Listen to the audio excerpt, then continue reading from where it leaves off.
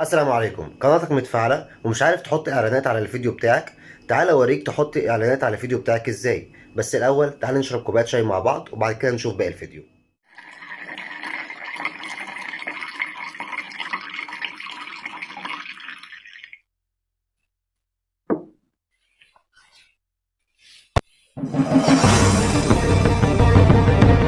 على انها تنزل عليها الاعلانات او تفعل خاصية الربح على الفيديوهات. طبعا ده الاستوديو بتاع اليوتيوب. ودي قناة متفعلة معايا، قناة هنتمم عليها الشرح بتاعنا ان شاء الله. ده هنتأكد من حاجة الاول. هنضغط على الاعدادات هنا من الصفحة دي، هنضغط على الاعدادات، ومن الاعدادات هنضغط على الاعدادات التلقائية لتحميل الفيديوهات،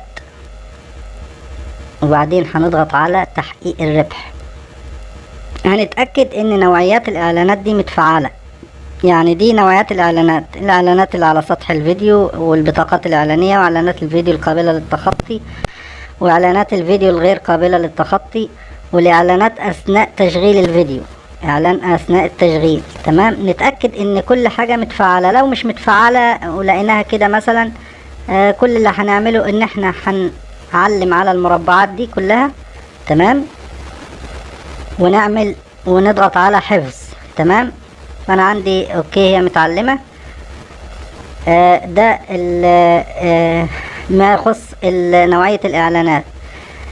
ازاي بقى نفعل خاصية الربح؟ لو عندك القناة متفعلة هيجيلك الاشعار ده اللي باللون اللبني ده فوق. تمام، لو ضغطت على تحقيق الربح من جميع الفيديوهات، تمام، هيفعل لك الخاصية على كل الفيديوهات. لو مش موجود الاشعار ده، بتدخل على المحتوى وبتحدد الفيديوهات بتاعتك كلها من هنا من فوق، بتضغط على المربع ده بتتحدد كلها. تمام، هنعمل اختيار الكل كده. تم اختيار كل الفيديوهات او كل الفيديوهات اتحددت. هنعمل ايه بقى؟ هنضغط على تعديل، ومن تعديل هنضغط على تحقيق الربح، وبعدين هنضغط على طبعا هنا هنتأكد ان دي معمولة تفعيل، دي اللي هي ميزة تحقيق الربح. هنا تفعيل وهنا ايقاف، هنضغط على تفعيل لو مش معمولة تفعيل، ونضغط على تعديل الفيديوهات. تمام، ونعلم على المربع ده ونضغط على تعديل الفيديوهات.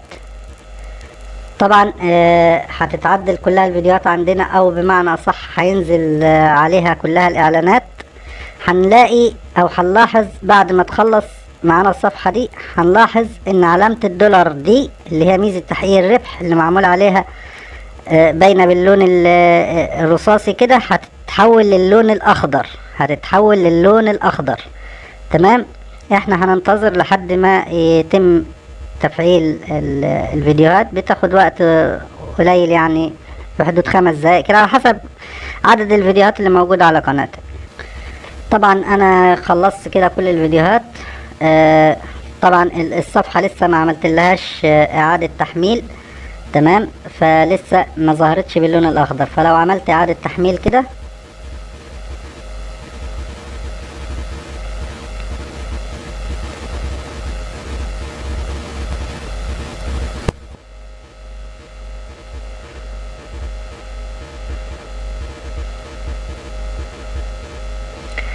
هنا ظهرت قدامي علامة الدولار باللون الاخضر على كل الفيديوهات.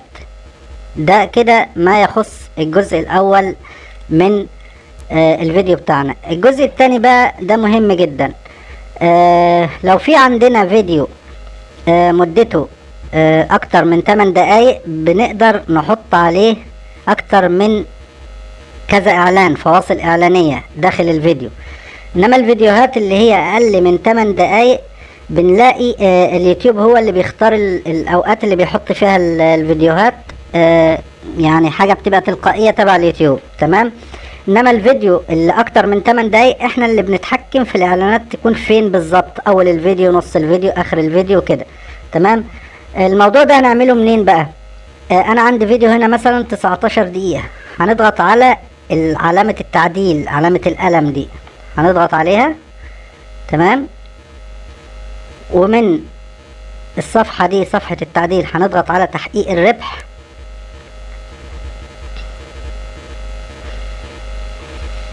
هيفتح معانا بالشكل ده. تمام. هنيجي هنا، لو المربعات اللي تحت ال3 دول مش متعلمين هنعلمهم، اللي هو قبل تشغيل الفيديو اعلان، بعد تشغيل الفيديو، اثناء تشغيل الفيديو اعلان، وبعد انتهاء الفيديو اعلان، هنعلم عليهم. في عندنا هنا حاجة اسمها إدارة الإعلانات أثناء التشغيل، هنضغط عليها.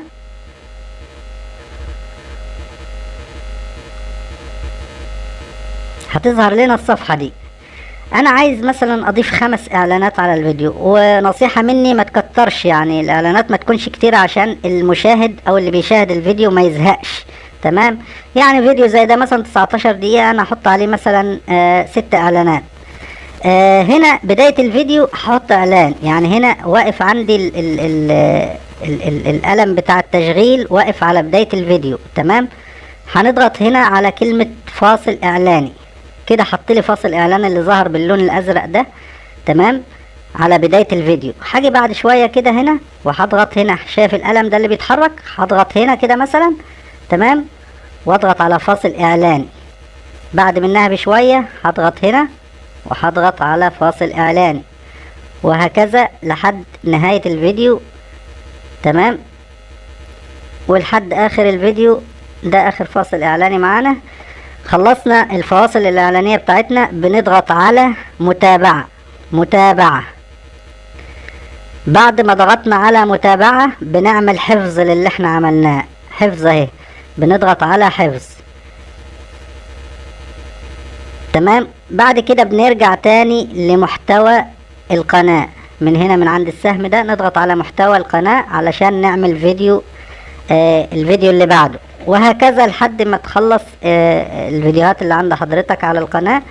زي ما قلت لك، الفيديو اللي هو اكتر من 8 دقايق هو اللي بينطبق عليه الفواصل الاعلانية، اما اللي اقل من 8 دقايق اليوتيوب هو اللي بيختار الفواصل تلقائي.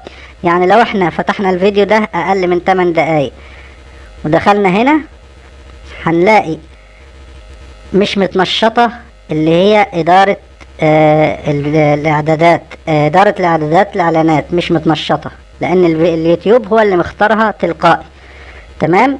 فيكفينا في الفيديو ده إن احنا عملنا تفعيل خاصية الربح، تفعيل تحقيق الربح، ميزة تحقيق الربح اللي هي الدولار باللون الأخضر. تمام.